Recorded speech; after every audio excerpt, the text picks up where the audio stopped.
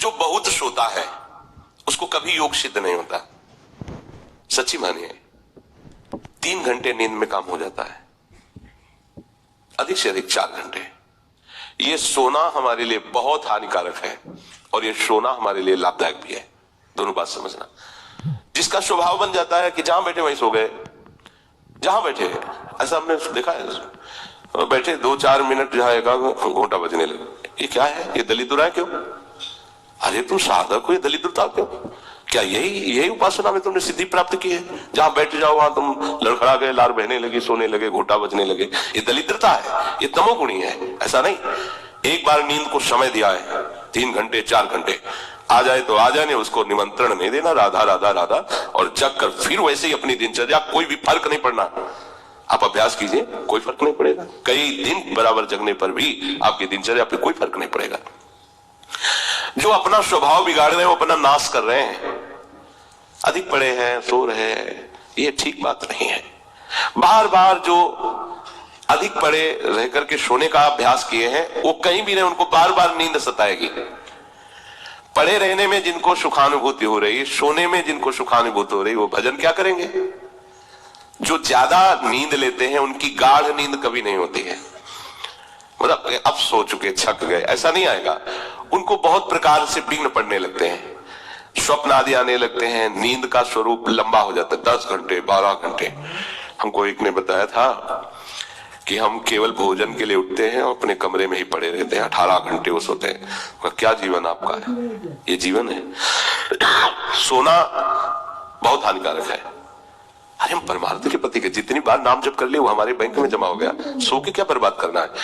3 घंटे 4 घंटे, इसके 5-6 घंटे वो उनके लिए है जो बहुत श्रम परायण है, परिश्रम करते हैं शरीर से, साधक के लिए नहीं। 3 घंटे पर्याप्त है। आप अभ्यास करके तो देखिए, 3 घंटे में आपको बिल्कुल 24 घंटे के लिए तृप्ति मिल जाएगी। हाँ बिल्कुल ठीक है, अभ्यास कर लीजिए। दिन में लेटे रहने पर भी 1 मिनट नींद नहीं, अभ्यास कीजिए। अभ्यास अमृत है और अभ्यास ही मृत्यु है। आपने जैसा अभ्यास कर लिया, अमृत का अभ्यास किया तो अमृत है और मृत्यु का अभ्यास किया तो मृत्यु है। भोगों का अभ्यास करना, सोने का अभ्यास करना, प्रपंच में अधिक रुचि रखना, ये सब मृत्यु है। नामामृत, लीलामृत, रूपामृत, धामामृत, इसका अभ्यास करो, अमृत है ये। शरीर उसका बहुत सोने पर भी आलस्य से भरा रहेगा। आलस्य के कारण वो भजन में जे भी बैठेगा 2-4 मिनट में ही माला छूट जाएगा और नींद आ जाएगी। ऐसा दर्शन होता है। वो बहुत कोशिश करते हैं, हाँ बस ऐसे हो जाते हैं। ये कैसे हो गया? तुम्हारा क्या अभ्यास है? ऐसे कैसे कोई हम पे ऐसे कैसे हावी हो सकता है? कोई हमारे ऊपर ऐसा कैसे शासन कर सकता है? चाहे नींद हो या काम हो या क्रोध हो, आप क्या हो? आप समझो, आप भगवान के अंश हो। आप इतना अधीन होते चले जा रहे हैं शरीर के। सत्संग हो रहा है, आप मुंह बगाड़ के सो रहे हैं। कीर्तन हो रहा है, आपको झटके नींद के आ रहे। धिक्कार है आपको जीवन को। आप साधक हो, आप उपासक हो, ये क्या हो रहा है? जहां आपको संपूर्णतया सावधान होकर चैतन्य रहना है वो आप सो रहे हो। कैसी आपकी दिनचर्या, कैसी आपकी साधना है? आप हो क्या?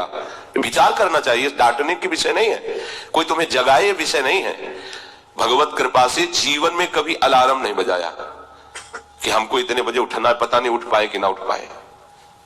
अभ्यास योग युक्त चेतसा नान्यगामिना, ऐसी स्थिति हो कि हम उठ ना पाए तो बात अलग की है। नहीं, बख्शना नहीं इस शरीर को, अब भाई हमें चलो हम नहीं आ रहे, ऐसा नहीं। अगर सांस है, दम है, बिल्कुल इसको बख्शना नहीं। हम केवल आपको उपदेश नहीं कर रहे, बख्शना नहीं। शरीर के प्रति इतना प्यार नहीं दिखाना कि वो हमारे प्यारे से हमको दूर कर दे। ऐसा नहीं, ये जड़ वस्तु है, ये चैतन्य नहीं है। तुमसे ये चैतन्य है, तुम अपनी चैतन्यता को समझो, इसके अधीन हो रहे हो। ये तो बहुत बुरा लगता है जब कोई साधक सत्संग में या माला लेकर भजन करने में या पाठ करने में सो रहा है, तब लगता है। ग्रंथ सामने खुला, थोड़ा पाठ कर ऐसे ऐसे। एक जगह दर्शन कर ले जाते थे, वो भागवत का स्वाद है। वो श्री जी के सामने भागवत पढ़ते पढ़ते नाक और माथा पूरी भागवत में रख दिया, 2500 लोग आ जा रहे हैं ऐसे। तो उनको जैसे कहते, पंडित जी श्री हरिवंश, हाँ अब ये हो क्या रहा है, क्या हो रहा है? अगर आपके अंदर नींद है तो आप चैन से 1-2 घंटे सो लीजिए और फिर बैठिए, चैतन्य होकर बैठिए। ये अपमान है शास्त्रों का। आप चैतन्य घन प्रभु के वचन पढ़ रहे हैं, आपको नींद आ रही है। प्रभु की चर्चा हो रही है, आपको नींद आ रही है। कभी विषय चर्चा में आपको नींद आई? कभी फिल्म देखने में नींद आई? नौटंकी नाटक देखने में? रिश्ते नातेदारों से बात करने में? रिश्ते नातेदारों, आपका लड़का विदेश में रह रहा हो, उसकी कोई बात बता रहा हो, आपको नींद आएगी? नहीं आएगी। लेकिन अपने परम प्राण स्वरूप आत्म स्वरूप श्री प्रियालाल की चर्चा हो। आपको नींद आ रही है, आप हो क्या क्या हो, जरा विचार करके देखिए। तो ये आलस्य के कारण उसके भजन में भारी बाधा हो जाएगी, उसका योग कभी सिद्ध नहीं होगा जो अधिक सोता है। सबसे प्रार्थना है आप अपने लिए नींद का समय निश्चित करें अपने हिसाब से, शरीर का परिश्रम देख करके। अब जैसे जो उपासक रात भर सेवा में लगे रहते हैं, हम उनके लिए कहेंगे कि चाहे दिन हो चाहे रात हो, आप 4-5 घंटे आराम से सोइए। प्रार्थना है कि सोइए, क्योंकि आप जवान साधक हैं, सोएंगे तो आपकी इंद्रियां फिर भजन में लगेंगी। आप अपने को देखिए, यदि आप कोई सेवा बल वाली नहीं करते हैं तो 4 घंटे से ज्यादा आप रहेंगे। अच्छा उपासक 3 घंटे में हो जाता है। अब आप लोग देख लीजिए, अपनी दिनचर्या में नींद का समय आप निश्चित कीजिए, और जो निश्चित कीजिए उसे कम से कम 10 वर्ष तो निभाइए। यहां 2-4 दिन में दिनचर्या बदल जाती है, ऐसे नहीं होना। साधु का ऐसा नहीं होता, कुछ नियम लो तो 10-5 वर्ष तो चलो, 2-4 दिन में सब फिसल जाते हो, क्या फायदा है।